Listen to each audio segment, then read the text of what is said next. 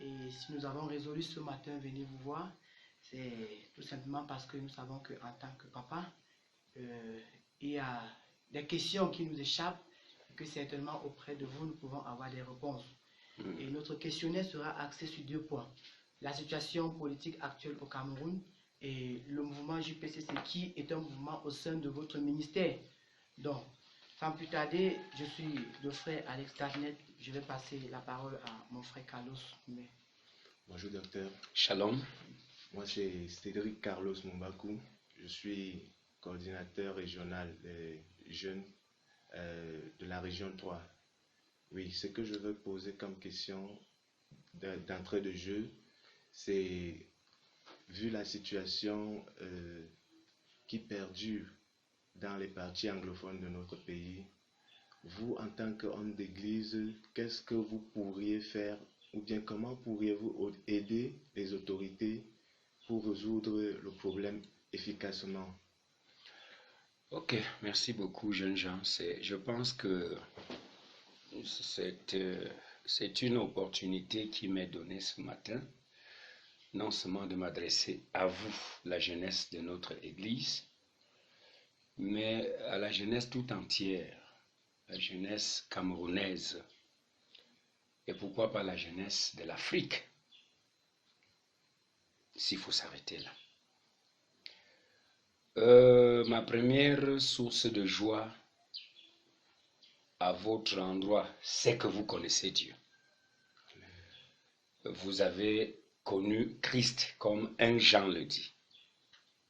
Lorsqu'il parle à la jeunesse, il dit vous êtes forts parce que vous connaissez Christ. Et nous avons souvent dit, quand je dis nous, dans mes interviews, je parle de moi. Mais mes convictions personnelles me poussent toujours à utiliser l'expression nous.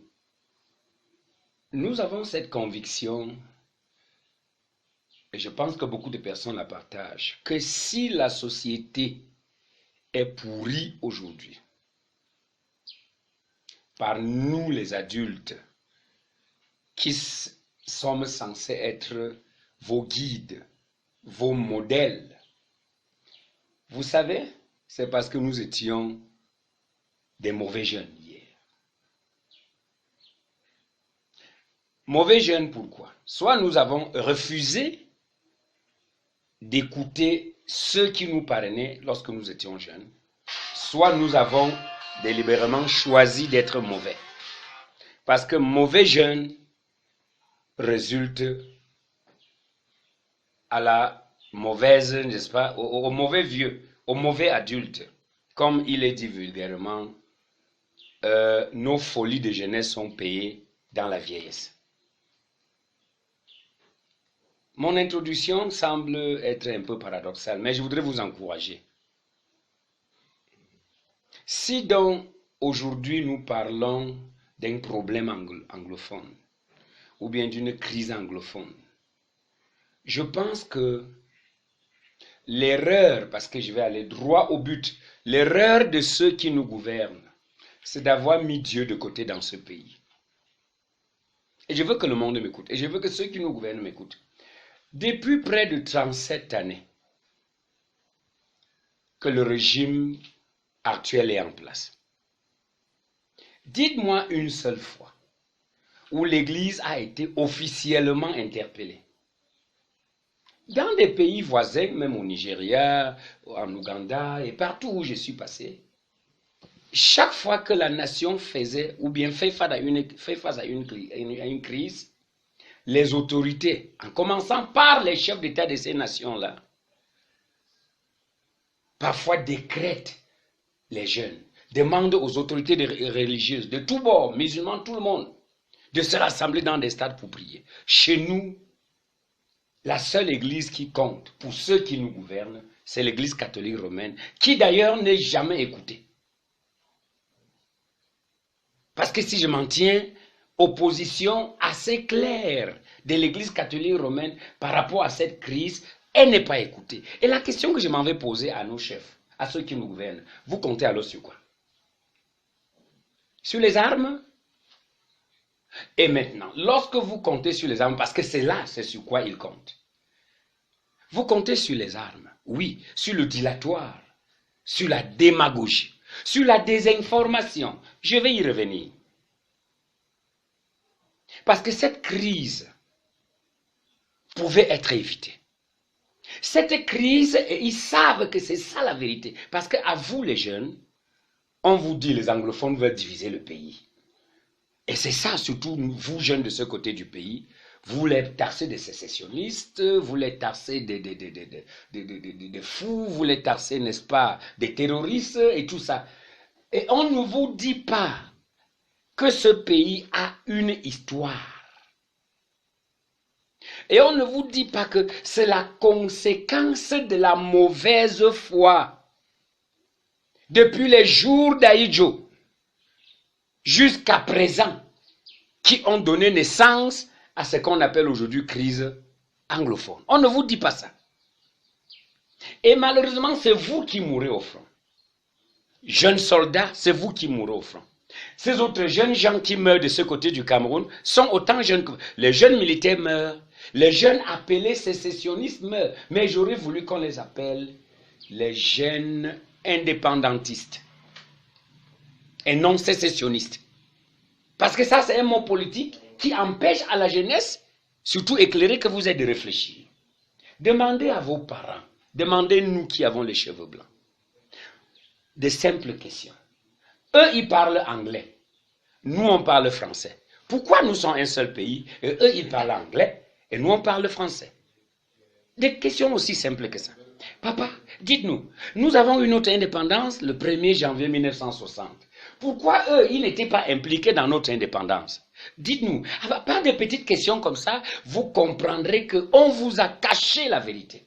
Depuis l'école primaire, secondaire, surtout que notre histoire n'est pas écrite par nous-mêmes. Et quand les quelques historiens camerounais intellectuels essaient d'écrire, ils écrivent l'histoire selon ceux qui nous gouvernent, et non selon l'histoire. Alors, cette crise anglophone, si ceux qui nous gouvernent avaient impliqué l'Église dès le début, on n'en serait pas là où on est.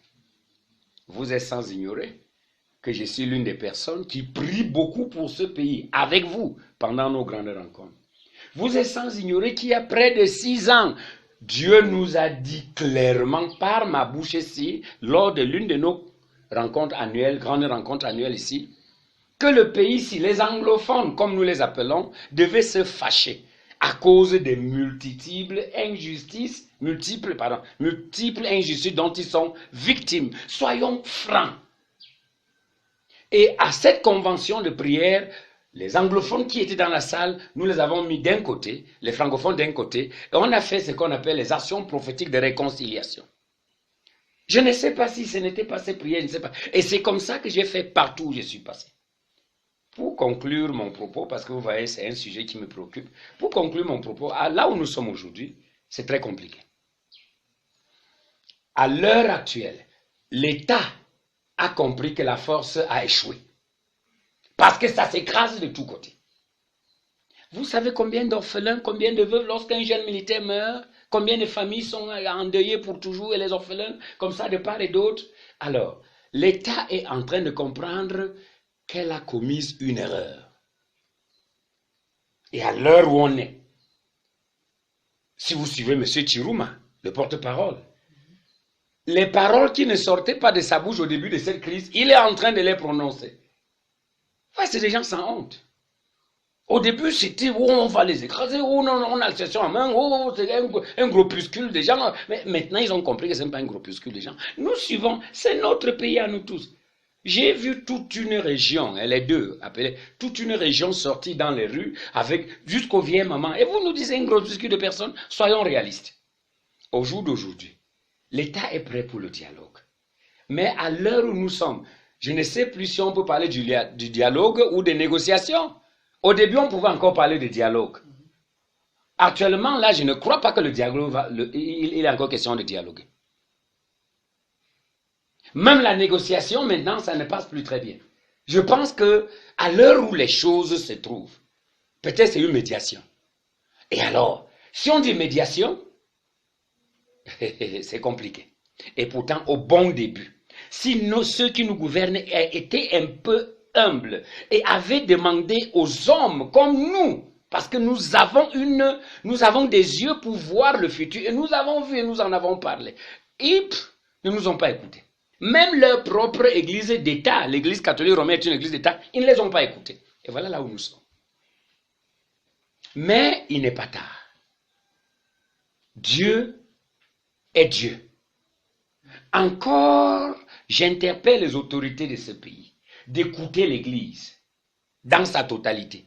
J'allais dire, pourquoi pas les églises dites réveillées, s'ils veulent, qu'ils nous interpellent. Dieu m'a donné une feuille de route par rapport à ça, que je ne m'en vais pas détailler ici, qui nous interpelle. Nous ne leur demandons pas de l'argent, parce qu'il y a des pasteurs qui tout le temps, à Afrique Média, disent donnez-nous l'argent, on va fêter beaucoup. Alors arrêtez-nous ça. C'est notre pays. Que l'État qui est, n'est-ce pas, à qui Dieu a remis la charge, parce que c'est l'État. Mais nous représentons Dieu, mais eux, ils représentent, n'est-ce pas, Dieu dans le sens gestion des êtres humains. Ils représentent Dieu dans, n'est-ce pas, la protection des hommes, bref, la vie de la cité. Mais nous représentons ce Dieu directement. Et je dois dire aussi longtemps que le régime-ci se moquera de l'Église, en taxant même certaines églises qu'ils ont décrété l'existence de sectes. Le pays-ci sera secoué. Parce que derrière toute crise politique, parce que là c'est un aspect, derrière toute crise dite politique, il y a l'aspect spirituel. Et c'est l'aspect spirituel qui est d'ailleurs plus solide que l'aspect politique. Et il nous écarte. Je voulais donc dire, il n'est pas tard. J'interpelle le chef de l'État, M. Chirouma, les femmes d'Ongo. Nous connaissons les pointes de ce régime. Qu'il nous écoute. J'interpelle le chef de l'État, s'il vous plaît.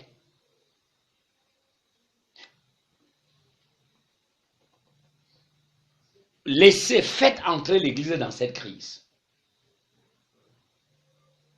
Décrétez des jeûnes nationaux.